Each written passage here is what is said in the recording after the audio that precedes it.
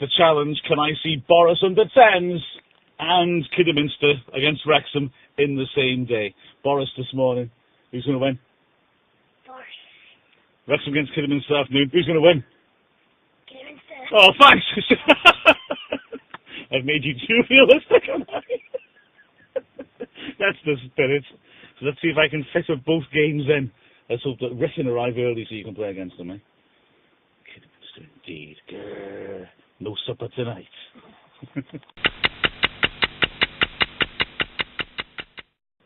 Off he goes to join the team.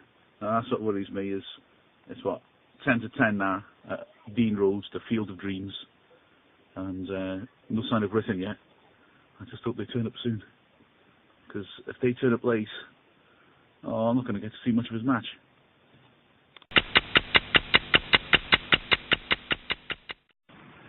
Ten past 10. Still no sign of him. There's a big mole problem here. Well, they've turned up.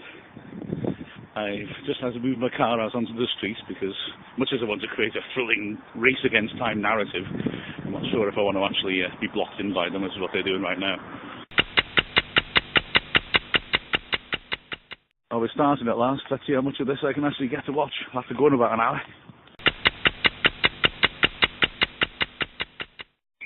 Half time in the second game, but that's as much as we can see. Lost the first game 1-0, 1-1 in the second game, but now it's off on the road to Agborough. Well, I made it. This is Agborough, and well, I've got to say, I've made it to find its absolute football utopia. That there is the best food stall you've ever found in a football ground. Delia Smith, eat your heart out. Cottage pie, a soup which is just like, I don't know, like a cow in a blender. It was awesome. And this board bangers thing here is cute here, I like it. The stand here during the match and create atmosphere by whacking the boards, which I assure you is not a euphemism for some unsavoury acts. Sorry about that. Loaded tone. That stand over there was not here last time I came here, 2003, when we got promoted from League to Happy Days. It was derelict. Well, it was gone. There was nothing there then. And behind it was the Severn Valley Railway, and occasionally a steam train would come along and blow steam across the pitch. It was all a memorable experience. Doubly memorable when the scaffolding in front of it for the camera blew down. And the game was to be stopped for 20 minutes. So my mate Andy and I, who were commentating, had to bluff it for 20 minutes, helped by an old woman sitting in front of us who I think thought that because we were sitting behind it talking about the game, we were talking to her. And kept from joining in our commentary. So we used it to good advantage. I don't know. I managed to avoid the mascot. Dangerous game holding a camera in front of a mascot. Ah well, frustrating day in the end.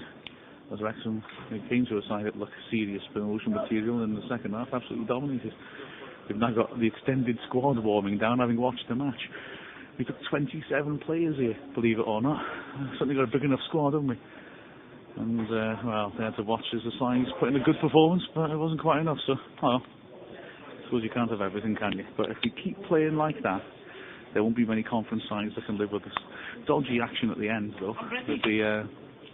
There's trouble at the end, at the Wrexham end, and it seems like the Kidderminster keeper, Adam Bartlett, really acted rather irresponsibly in the way that he responded to the Wrexham players. He was celebrating in front of them. It looked unpleasant. And afterwards, the Kidderminster team went to celebrate in front of the Wrexham fans. You've never seen a team celebrate a league victory as much. They knew that they'd been battered and they were lucky to come out with it. And quite frankly, their provocative behaviour was rather embarrassing and a shame that, because apart from that, it was a smashing game. Both sides played some really good football, and both sides will be right up there end of the season. Maybe that's a needle match to look forward to in the playoffs, eh? Right. Not so much of a rush. Just got to get home in time for Harry Hill now. See you next week.